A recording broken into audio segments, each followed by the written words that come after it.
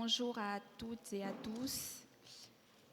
Bienvenue à cette conférence sur la vie des objets dans les natures mortes de Louise Merkel, qui sera interprétée par notre intervenant.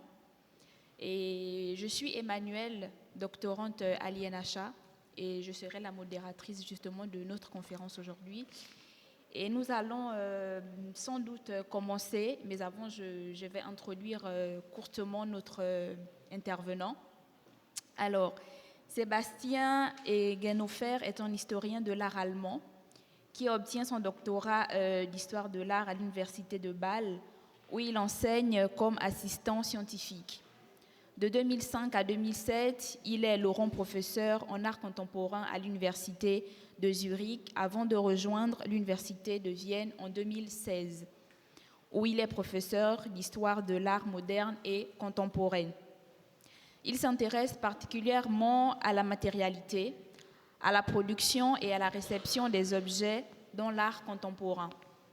Donc, justement, pour cette édition du Festival de l'histoire de l'art, il nous propose une conférence sur les représentations des objets dans les natures mortes de Louise Merkel.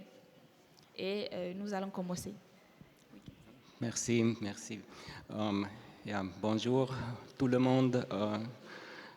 Good afternoon. Vielen Dank für die Vorstellung und merci pour cette présentation et l'invitation et la possibilité de parler et que vous soyez ici là, qu'il y a beaucoup d'autres interventions intéressantes en même temps et bien que Louise Merkel-Romé, peut-être moins que c'est une artiste largement oubliée du XXe siècle. Donc mon objectif, c'est d'abord de vous présenter une partie tardive de l'œuvre de cet artiste et d'essayer de contourner comment peut-on lire cette œuvre. Sympathische französische Vielsprachenpolitik nicht auf dem Schirm gehabt. Et je n'avais pas pensé à la politique multilingue française et j'ai fait mon texte en anglais. C'est peut-être pas l'optimal pour la traduction simultanée, donc je regrette, c'est en anglais. Penser l'œuvre de Louise Merkel-Romé, c'est penser avec des mains presque vides. Il n'existe quasiment aucune littérature sur son développement artistique et les informations factuelles sont rares. Louise Merkel-Romé, née Libusa Rosenblum en 1888 à Cracovie, était l'épouse de George Merkel, né en 1881 à Lviv, alors Lemberg. Tous deux se sont rencontrés alors que Libusa travaillait dans un magasin de fourniture artistique. Elle est devenue son élève et se sont mariés en 1908 et ont déménagé à Paris où Georg Merkel a acquis une certaine reconnaissance pour des œuvres dans des idiomes variables et très idiosyncratiques, des combinaisons de pubis de Chavannes et de différentes formes de modernisme post-césaire. En tant que citoyen de l'Empire austro-hongrois, le couple a été contraint de rentrer à Vienne en 1914, où ils ont tous deux participé à la scène artistique et culturelle locale, avec un succès institutionnel et commercial modéré. En 1938, ils ont fui vers la France et survécu à la Shoah, souvent séparés l'un de l'autre et de leur fils né en 1904, principalement à Montauban, dans le sud de la France. Après la guerre, ils ont mené une vie frugale et recluse, d'abord à Cagnes, puis après 1951 à Paris, dans un appartement subventionné avec 2 ateliers, ce qui a pour la première fois offert à Louise une pièce à elle. C'est là qu'elle a développé l'œuvre extraordinaire que je vais vous présenter aujourd'hui.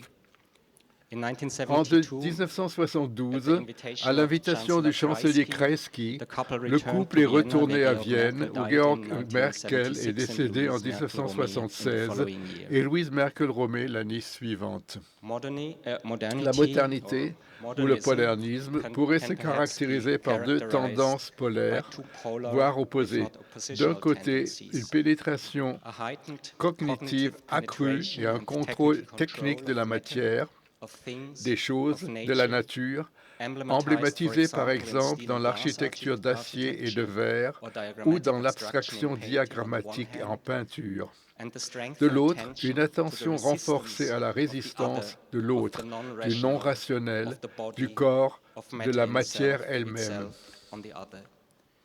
Cette polarité entre un mouvement de rationalisation progressive et un respect accru pour l'opacité des choses semble structurer ce qu'on aurait autrefois appelé le champ des possibilités stylistiques ou idiomatiques de l'art du XXe siècle.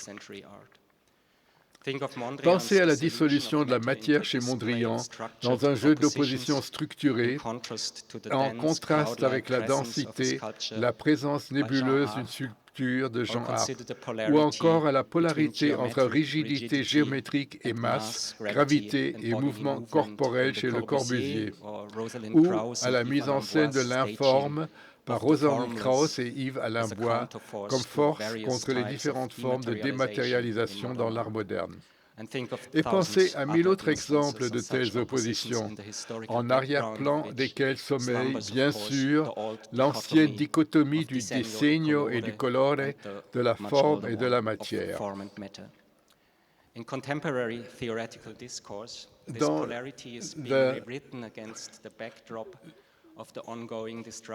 Dans le discours théorique contemporain, cette polarité est en cours de réécriture sur fond de destruction continue de la planète, provoquée précisément par ces forces de la rationalité,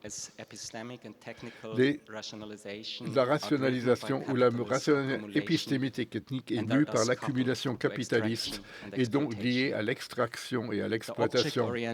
Les ontologies orientées, objets et plates des 2 dernières décennies, la théorie de l'acteur-réseau, les nouveaux matérialismes féministes, les nouvelles conceptions de la cognition incarnée et d'une cognition qui se centre plus dans un corps vivant, mais s'appuie sur des infrastructures techniques, constituent de nouveaux discours qui mettent en lumière le rôle constitutif, même dans la pensée, de l'autre dans la rationalité humaine. Dans l'art contemporain, il existe bien sûr de nombreuses matières de mettre en scène ce qu'on appelle souvent l'agence matérielle ou l'agence des choses, souvent à travers la présence de matériel réel, naturel ou techniquement transformé et de véritables objets, outils, machines, mis en scène comme les trans et nœuds de processus dans lesquels les acteurs humains ne jouent qu'un rôle marginal. Pourtant, dans la tradition européenne, c'est la peinture de nature morte qui met en scène le monde matériel inerte dans un cadre représentatif. Aucun objet réel n'est impliqué ici, bien sûr, si ce n'est peut-être les objets que sont les tableaux eux-mêmes, des objets d'art au sens de Richard Wollheim, des objets dans lesquels ces autres choses, les choses peintes, sont vues. Les natures mortes de Merkel Romé interrogent précisément cette relation entre l'image comme chose en soi et ces objets auxquels elle donne corps, espace et une sorte de mobilité latente qui m'a suggéré l'idée d'une vie des choses.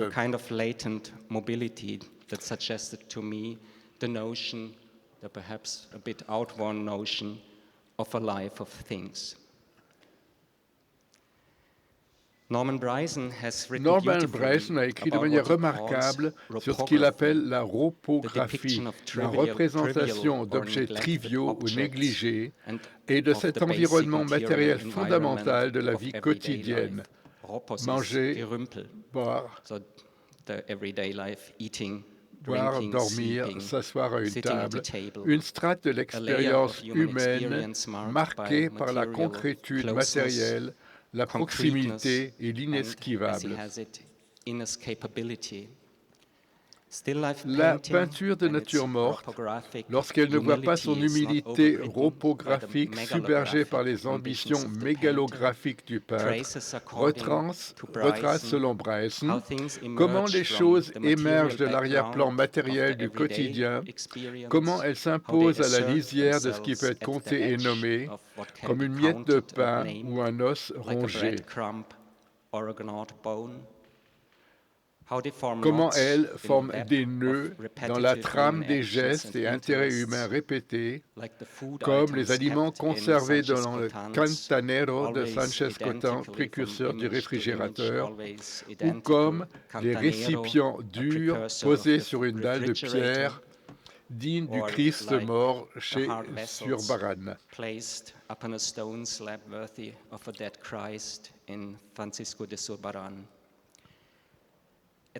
Dans le même temps, Bryson montre comment ce contour des choses, dans le milieu de l'existence matérielle quotidienne, est enchevêtré à une réflexion sur les moyens picturaux de la peinture, sur les procédés qui font apparaître les choses sur la scène de l'espace pictural. Des procédés qui peuvent être aussi divergents que l'articulation ascétique de l'espace tactile et l'éclairage géométrisé chez Zurbarán ou Sánchez-Cotán. Et la peinture de Chardin, structurée comme une matrice générale de sensations dans laquelle voir et toucher sont fondus, non dialectiquement opposés. Dans tous les cas, cependant, les choses émergent au même moment et dans la même mesure que le véhicule pictural. L'objet d'une expérience sensorielle concrète commence à diverger spatialement des objets picturaux. Le voir dans, seeing in, rencontre ici véritablement l'espace, une distance vide ou brumeuse qui sépare le support matériel de l'image de ce qu'elle représente. Pour Bryson, cette séparation semble essentielle. Ainsi, il évoque brièvement la nature morte cubiste, dans laquelle, selon lui, la consistance matérielle des choses est dissoute au profit d'un jeu d'esprit de signifiants picturaux réduits.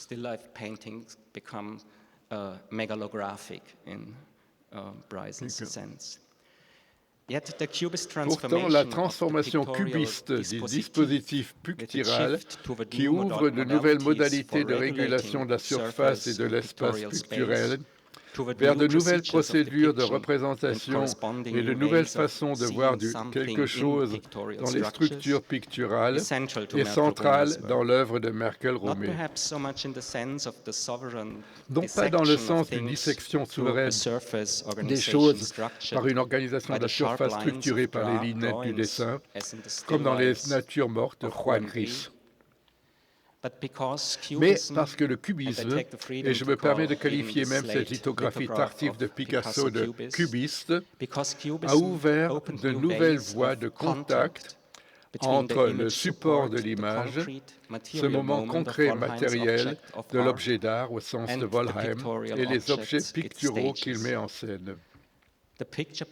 Le plan de l'image peut se plier en figure, et plus encore en un fond actif derrière et sous elle, qui les pousse vers l'avant, hors de l'espace de l'image.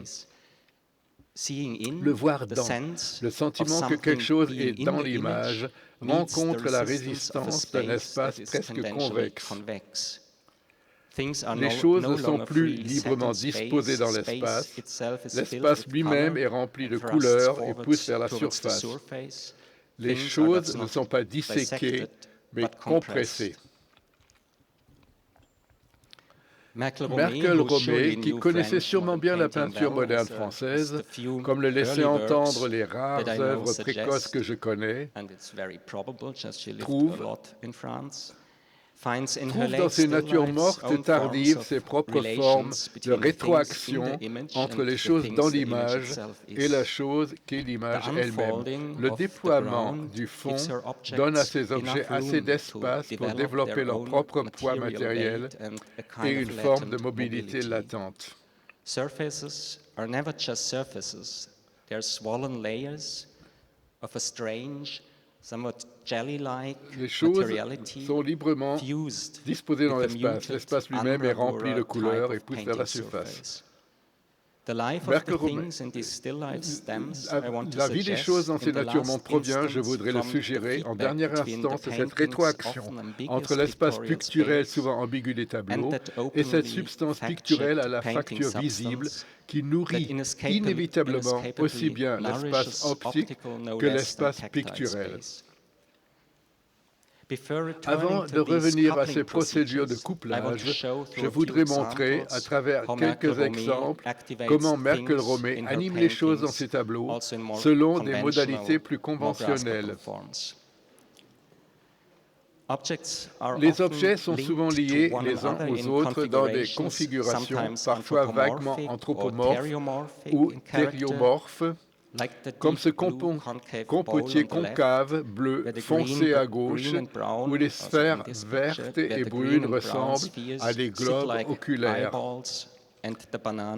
où les bananes s'étendent en travers comme un bec. Parfois, les objets sont densément regroupés et contraints par un alignement frontal marqué. Il semble fixer le spectateur en retour, terne et stupéfait à la fois. Une stratégie qui me rappelle les peintures bien plus tardives de Philippe Guston.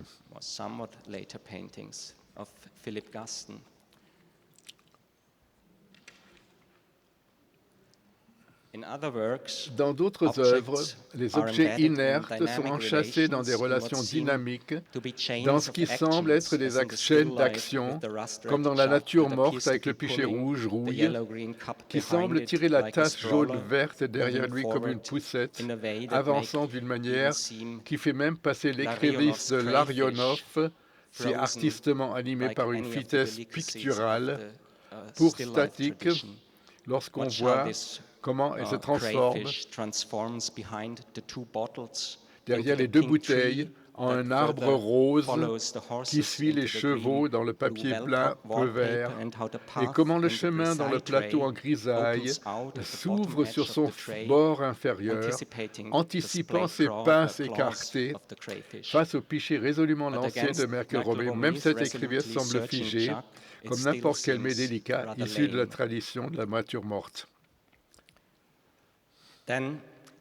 Enfin, apparaissent des chaînes d'objets qui bondissent à travers des distances spatiales irrégulières, comme ce palmier en forme de jet de pétrole qui relie le ventre rond en meule du véhicule primitif à l'excavatrice en arrière-plan. Or, cette unité connectée au piston circulaire, la structure entière du tableau se réunit en une sorte de machine segmentée, replie dans le plan de l'image, articulée chromatiquement, qui agit comme un élément médiateur. Donc,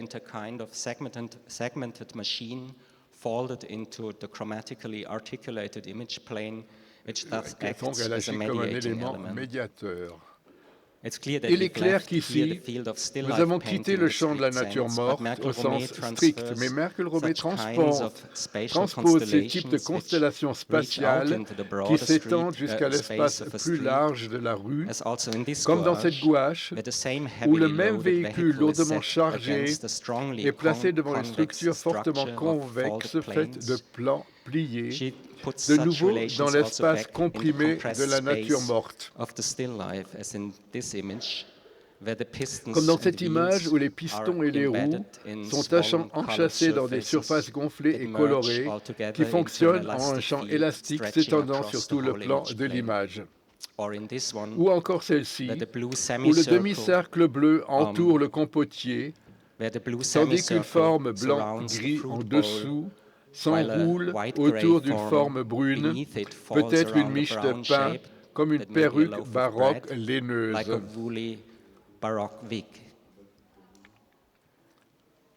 Encore une fois, ce sont peut-être les tableaux de Philippe Guston où les objets sont si intimement liés à la facture de la peinture, et parfois, comme les figures du Ku Klux Klan exposées dans une vitrine de voiture, deviennent des images dans l'image, qui offrent la comparaison la plus proche, mais si l'espace chez Guston, malgré ses tons pastels, est marqué clairement comme un espace extérieur et aussi un espace historique, un espace d'action politique se déroulant dans un monde matériel résistant.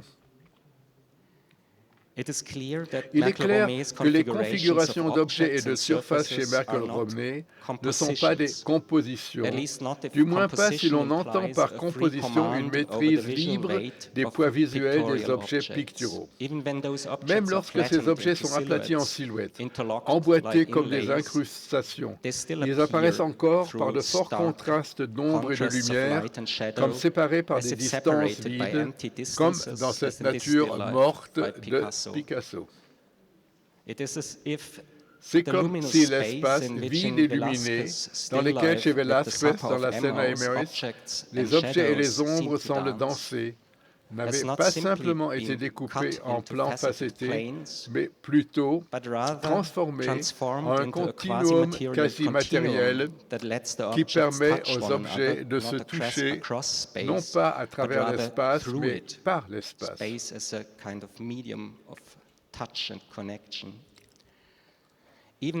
Même là où Picasso met en scène des configurations d'objets médiées par une dynamique explicite, comme l'encastrement d'un manche incurvé de la guitare, tel un poisson, dont le corps couleur semble de l'instrument, une relation chargée d'une tension sexuelle, en témoignent les fruits au regard stupéfait dans la coupe blanche. L'espace picturel de Merkle-Romney fonctionne tout autrement. Chez elle, ce n'est ni un théâtre d'objets jouant des rôles, ni une scène de narration secrète, ni une mythologie privée. Les objets n'ont pas besoin de devenir fétiches pour que leur présence soit tangible. Je voudrais préciser avec un exemple quelle est la relation entre parfois moitié surgissant, parfois polyforme, and the pictorial vehicle is articulated in her work. Also in this still life, we can trace chains of connected objects. On voit des objets connectés dans le centre de l'image. Joins with the blue interior of the bowl to form a convex worm or caterpillar-like shape that curls around the yellow lemon. Autour de la partie jaune. And, pardon me. So I was here at this Stand Motives.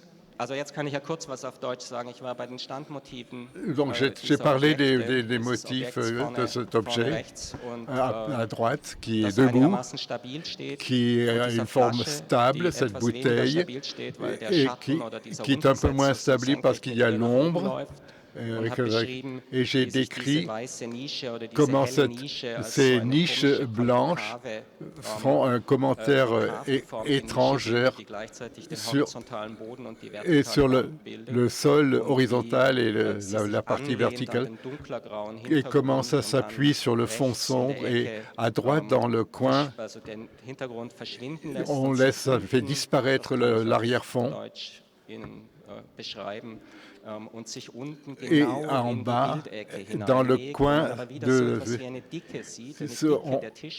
on voit qu'une épaisseur de la table, ça donne une impression que le plat de la table, de cette niche, c'est exactement mis dans le coin de l'image, et avec ce plan vertical. Et ça, c'est le premier point de cet enchaînement et de l'intérieur de ces compostiers, et se traverse à travers toute l'image jusqu'à ce que ça arrive à l'extérieur. Et je crois que ça veut dire que ce rapport d'objet de l'image avec espace de l'image est très remarquable, d'une façon articulée, et qu'on le voit de façon explicite et de façon très consciente. C'est donc une création très constante. Achso, da hatte ich noch ein Einzelbild. und ich entschuldige mich für die Nummern, dass sie sich für solche Verhältnisse von Bildobjekten Ce rapport entre l'espace et l'objet, la surface, ça l'intéresse explicitement. On le voit aussi dans cette nature morte.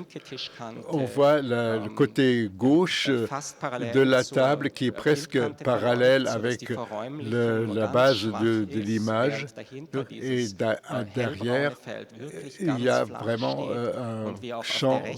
Et à droite, on voit la limite courbe de la table qui touche l'intérieur. Donc ça donne une espèce de fuite. Donc la table n'est pas renversée de façon verticale, mais liée à l'image. Et vous voyez aussi ce qui est étrange, en bas, là où il y a cette figure, il y a une banderole qui n'a rien à voir avec la table, mais qui, d'une façon curieuse, c'est lié à la table. Comme si, là où ça devient clair, il y aurait un renversement.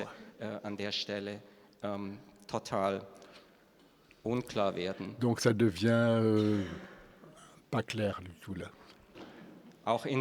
Et dans cette image aussi, ce lien, je garde donc je maintiens l'allemand là. Là aussi, dans cette nature morte, il y a ce lien entre objet et espace, l'image très articulée de façon très explicite. On voit comment cette planche qui ressemble un peu à un knäckebrot et juste disparaît dans l'arrière-fond. Mais avant, on a l'impression que ça dépasse l'espace réel de l'image, pendant que à gauche, cette façon explicite, par contre, à droite, c'est comme une composition abstraite, c'est contrecarré, et la table, vous voyez que derrière cette cruche blanche, ça saute, il y a un saut. Et cette table, donc on voit très clairement qu'elle est horizontale, et il y a une fuite, et la surface est intégrée.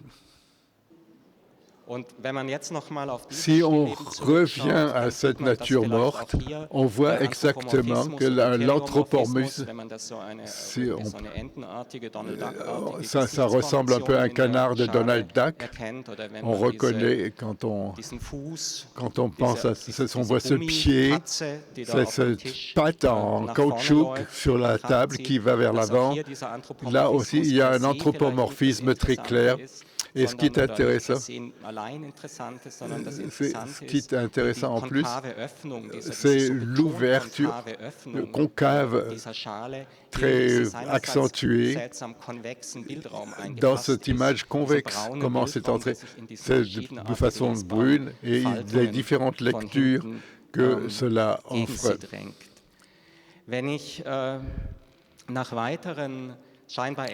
Si je recherche d'autres similitudes et des différences, des exemples, si je cherchais de tels exemples, je passerai à Giorgio Morandi, bien que son procédé comparé à Merkel-Rome est plus complexe et surexplicite, comme là, où à gauche de la table, c'est poussé vers le fond, et il y a une distance, et ça devient explicitement avec ces boîtes blanches, ces récipients blancs. De telles inversions topologiques, comme on les voit chez Merkel-Romé, où les niches sont à gauche et à droite. Et bien qu'il y ait une présence des objets donne une forme compacte, positive, une forme qui, d'une façon très étrange, est liée à l'image. De telles inversions topologiques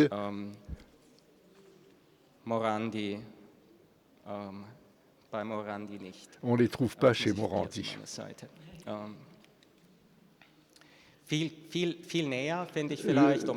Beaucoup plus proche, pour donner un exemple parallèle,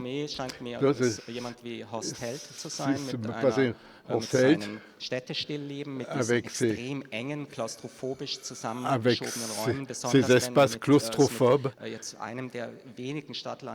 C'est un des rares paysages urbains que je connais. Mais comparé aussi avec des natures mortes de Held. J'espère qu'il y a d'autres comparaisons que je vais vous présenter. J'espère que ça ne va pas trop demander.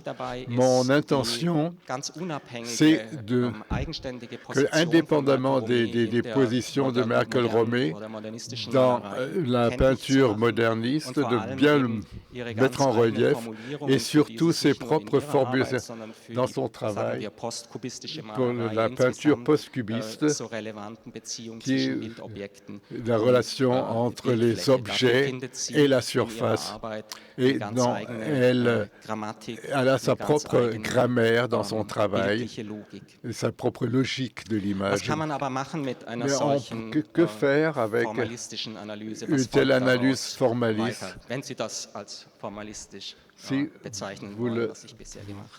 vous le désignez comme formaliste, que j'ai fait, on peut trouver différentes qualités dans cet espace, on peut réfléchir sur différentes qualités. Il y a des plis, des entrecroisements topologiques de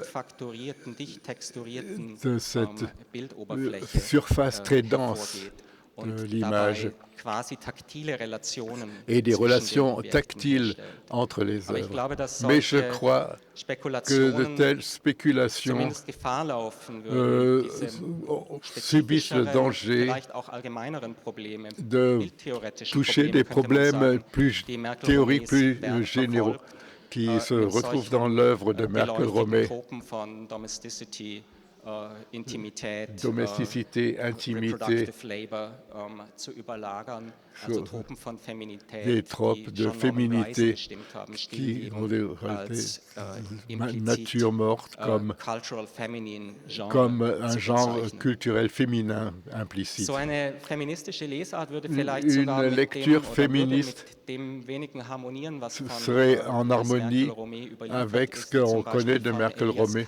Par exemple, Elias Canetti, qui était un ami de la maison et qui s'est exprimé sur... Il parle d'une présence silencieuse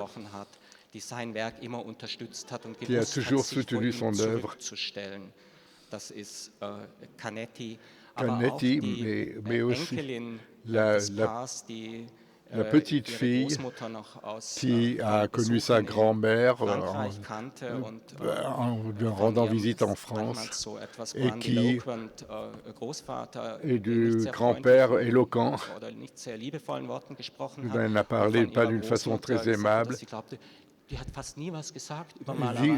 La grand-mère n'a presque jamais parlé, surtout pas de peinture, et elle était convaincue qu'une psychothérapeute n'aurait pas eu beaucoup à faire avec elle. Je crois que ces images, ou d'autres, même sans d'autres documents, sans texte, ne permettent pas une lecture féministe différenciée.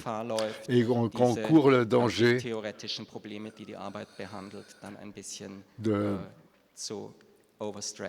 de surestimer un peu les problèmes théoriques que ça rencontre. À la place de cette lecture féministe, je voudrais revenir sur la thèse que j'avais donnée au début pour la déployer un peu davantage. Qu'est-ce que veut dire la vie des choses dans les œuvres de Merkel-Romé qui finalement dépend de ce lien entre objets de l'image qui sont avec l'image même, que l'image même. Diesen Objekten sozusagen als den erscheinenden Objekten immer als eine Art Nährboden dienen. Et qui est donc le sol qui nourrit ces objets. I try to go on in German, but J'essaie de continuer en allemand. Look for a moment on what I want to say. Il faut que je regarde un moment ce que je voulais dire. Also in Theorien des neuen Materialismus, so wie von les théories que etwa, Caril Beck-Parad, par exemple, von materiellen Dingen objets matériaux, on trouve un fondement dans la matière même qui vient de notre déploiement et les creusements de champs de force. Et si à la Bergson ou la théorie des quanta, on pense ainsi les choses, que les plus petits éléments de la matière, alors il est clair que la matière est un agencement et que ce n'est pas une substance simplement qui fait passer des forces seulement qui... Dans un tel modèle, la matière qui surgit du temps, de l'énergie temporelle, pour la matière, se passe une scène macroscopique qu'on désigne comme objet matériel. Un modèle qui est compatible avec serait des images, par exemple, de Paul Cézanne, où l'espace, par exemple des pommes, desquelles Barrett Newman a dit ce ne sont pas des pommes mais des boules de canon. Ces pommes ou boules de canon résultent de l'interaction d'éléments atomiques, des sensations. Merkel-Romer mais Ramel-Coher agit d'une autre façon. Elle n'active pas des objets inertes de sensation courante dans un champ d'atomes et elle ne dissout pas, chargé de ce dynamisme, de ces éléments, mais elle les rattache Sie bindet sie zurück an die Bildebene selbst, à la surface même de l'image, au champ matériel de la peinture. Excuse, lieber Herr Übersetzer, ich glaube, ich muss die letzten zwei Seiten jetzt. Bon, les dernières deux pages seront lues en anglais. Je vais essayer de. D'accord, c'est trop compliqué pour l'improviser en allemand. D'accord, essayons. Ceci implique un type fondamental de différence de relation entre le fondement pré-objectif et ses limites, le contour des objets qui en émergent.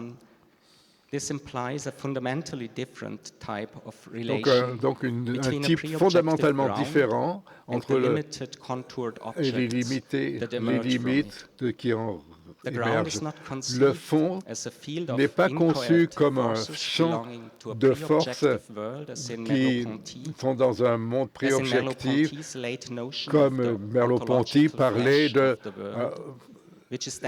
la chair ontologique du monde, mais c'est synthétisé et stabilisé dans la peinture. Et c'est dans les conditions post-cubistes que cette image elle-même surgit Ceci peut paraître trivial, mais la relation entre l'image véhicule du monde et ce qui apparaît est caractérisée dans une rupture dimensionnelle et ontologique qui est incompatible, comme chez Cézanne, la tension entre le champ de sensation et le monde picturial. Le fondement tactile est le plan idéal de l'image, le champ transparent des fenêtres d'Alberti, à faire avec différentes sphères ontologiques de l'objet pictural. Quand le corps matériel disparaît, et il y a une priorité ontologique qui apparaît, il y a une dimension plus élevée. L'objet dans le fondement de peinture a l'avantage d'une existence matérielle dans le temps et l'espace. Les objets ne sont pas le seul de l'image spectrale et non substantielle qu'on veut voir. Les tâches de la peinture affirment que le fond est justement chez Picasso au gris, cette négation est toujours détachée du pouvoir de dessin et supposée par une géométrie de la lumière, constitue un espace scénique. Les objets apparaissent comme sous une lumière et un tissu analytique. Dans l'œuvre de Merkle-Romé, en contraste, le couple irrégulier et tactile de l'objet pictural et du fond de la peinture sont le principe structural central. Ce sont pourquoi les lignes de sa peinture sont rarement coupées et marquent projection. Et cela explique aussi pourquoi il y a une lumière interne pictorielle, comme chez Gris et Picasso, que la distance entre les espaces qui crée, nonobstant le plat de la peinture, une notion de plénitude dans cette image qui procède de la forme de la condition et qui est juste dans le dessin. Cette distance et ce vide qui devient chez Romé quelque chose de profondément instable et questionnable dans les natures mortes de Merkle-Romé. Elle ne cherche pas la lumière et l'ombre, et souvent, ça se transforme dans ça trouve sa propre consistance et mobilité. Et cette convergence ce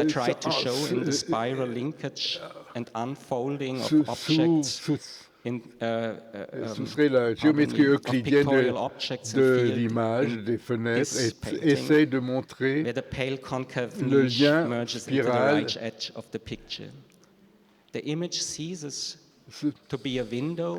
Les images semblent être une fenêtre et une bande de Möbius qui est en dehors de la surface. Nécessairement, le squelette géométrique et les relations spatiales sont rompues et dissoutes dans cette connexion topologique. L'image de l'espace devient un médium fluide, devient osmotique et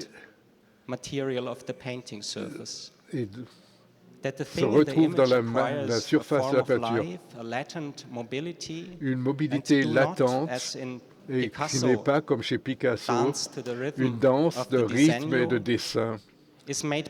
C'est rendu possible par cette immersion osmotique de la connexion topologique entre le fond et la forme qui agit d'une façon articulée chez Merkle-Romé. La vie de ces choses et ces peintures surgissent bien qu'il y ait une inexistence de son apparence. Pour parler de façon structurelle, ce n'est pas le temps où la perception du peintre est émergente, mais la condensation, la traduction ou même de l'écho de ce qui serait l'image chez Cézanne. Mais c'est le temps que nous partageons le corps et le corps de la peinture, notre corps. Merci. Désolé.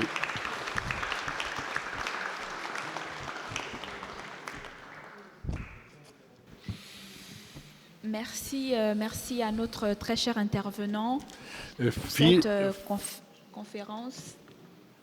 Mais nous avons 10 minutes pour quelques questions. Après, nous devons libérer la salle pour la prochaine conférence à 15h pile. Donc, si jamais quelqu'un a une question, vous pouvez juste lever la main et je me rapprocherai avec vous avec le micro.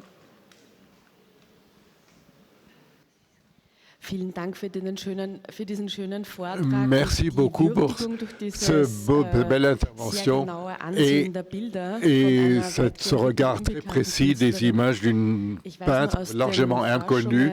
Je sais, à partir de la recherche des relations politiques et culturelles, presque je sais que Merkel Romé et elle-même elle est présente dans des expositions en France. Je pense que le matériel qui la concerne, avec des détours, par des articles de presse par exemple, en 1937, le Jeu de Paume à Paris, il y avait une grande exposition de l'art autrichien du Moyen-Âge jusqu'à l'époque contemporaine de l'époque.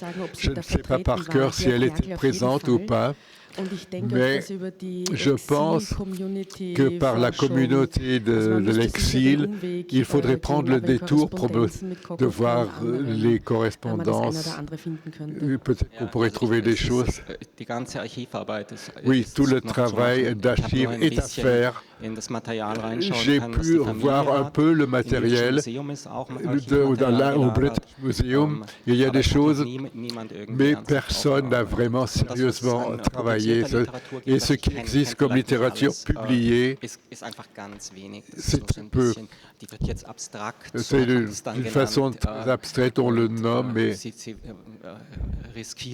on risque un langage non formel. On n'a pas encore vraiment une compréhension de cette œuvre et une connaissance. Quelle est cette peinture complexe et intéressante? On n'est même pas encore très conscient. Je pourrais imaginer, est-ce que je peux compléter ma question? Comment en France, comment sous le régime de Vichy, je n'ai pas bien compris, en 1938, elle vient à Paris, et puis elle est à Montauban, dans zone libre, et elle est après, son mari est interné en tant qu'Autrichien, mais un gardien était un enthousiaste de l'art et il lui a procuré de la toile et des peintures. Mais elle, à l'époque, je ne sais par exemple pas ce qu'elle a pu créer. Et les sources anglaises, le fils était à Montauban, derrière la porte quand la Gestapo est sortie.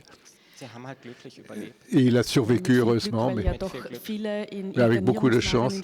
Dans les camps d'internement, d'autres ont été envoyés dans les camps d'extermination à partir des camps d'internement français.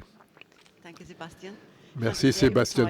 J'ai trouvé que c'était très convaincant ce que tu as présenté, mais aussi pour d'autres travaux, la façon donc, ces objets sont articulés dans ces images.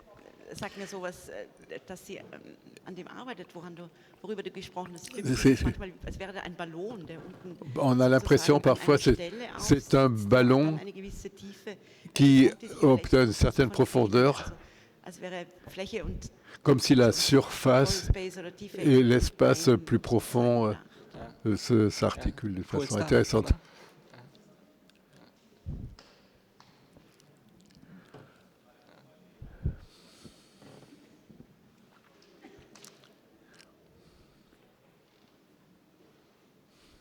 Est-ce que nous avons une dernière question?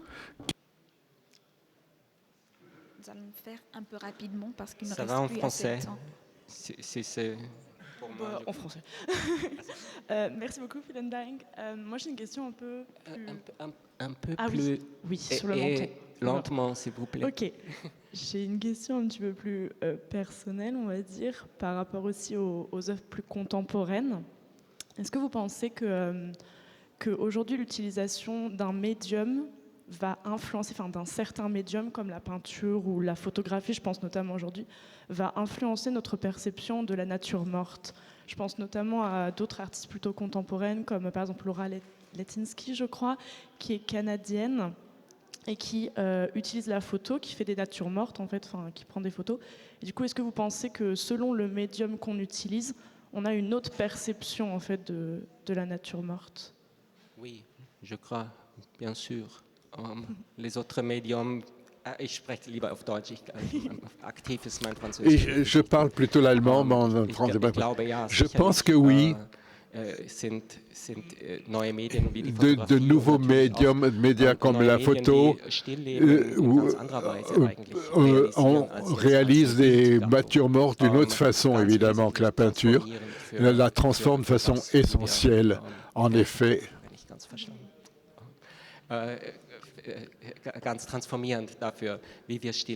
Donc ça transforme absolument notre perception des natures mortes. Évidemment, ça joue un grand rôle. Je ne suis pas tout à fait sûr. Peut-être j'aurais dû prendre ça. C'est OK.